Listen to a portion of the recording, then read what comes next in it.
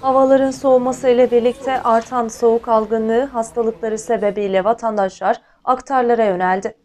50 gramı 20 liradan satılan ıhlamurun yoğun ilgi gördüğü Bolu'da aktar esnafı Mehmet Karaman, Türk milletinin ilk müracaat ettiği ürün ıhlamur dedi. Karaman, gribal hastalığı olanların ilk tercih ettiği ürün ıhlamurdur. Türk milletinin hep öyledir. Yani senelerden beri ilk müracaat ettiği ürün ıhlamur.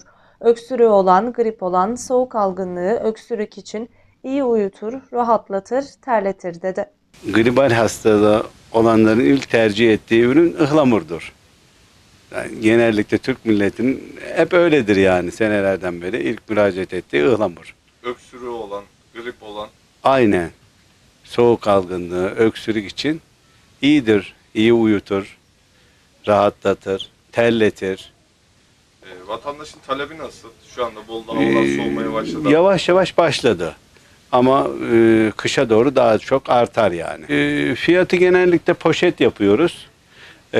Poşetini 50'şer gramlık 20 liraya satıyoruz. Fiyatları normal, iyi yani şu anda bir bardak çay zaten bu paketlerden 20-25 bardak çıkar rahatlıkla. Yeni ürünler geldi. Evet, bunlar yeni ürün şu anda sattıklarımız. Tezgahta yerini aldı. Evet. Kış hastalıkları için ada çayı kullanılabilir. Zencefil, zerdeçal, tarçın, balla karışımlarını kullanabilirler. Onlar da iyidir yani.